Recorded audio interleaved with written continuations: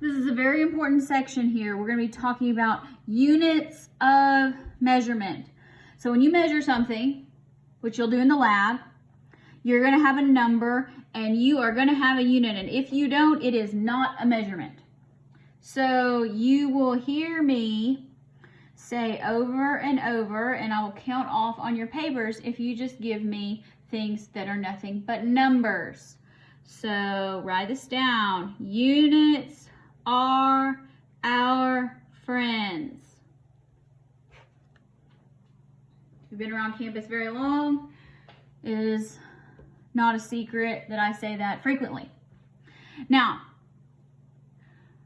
here in the US, we generally use an English system of measurement, or traditionally English, originally British. Now,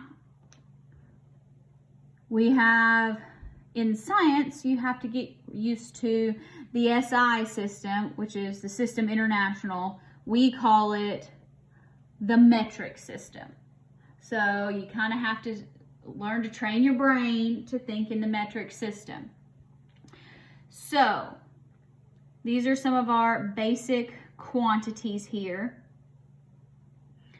Now, I'm going to give you the quantity, I'll tell you the unit, and then we can do the symbols. All right. So length, you have a meter, which is an M, or in the English, you can have an inch, which we'll call an IN for inch, or you can have a foot, so FT there. For mass in the metric system, we use kilograms or grams. Kilogram, which is kg, gram, which is g, or in the English system, we use pounds. So LB is a pound. Don't know why. But you've probably seen it at the grocery store if you go shopping for things. Time. Time in the metric system is seconds.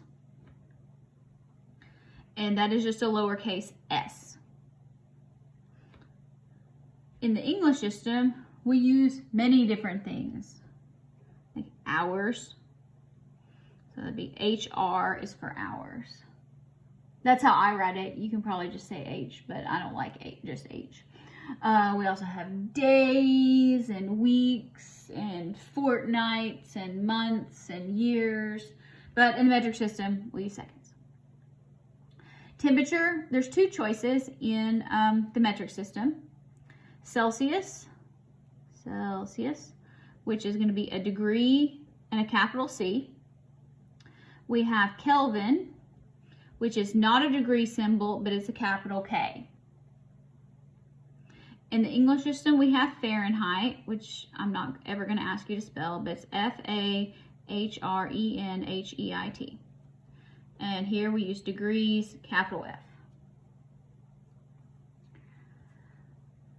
Amount of substance, which is going to sound weird, but we'll get into this shortly in the next chapter. Amount of substance is called a mole.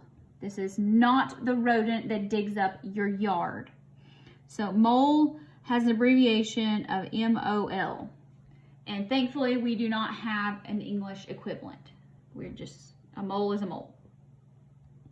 Now, on your handout here, I don't have one for volume, but traditionally, we're going to use a liter, which is a capital L. We may use milliliters, but we can talk about those.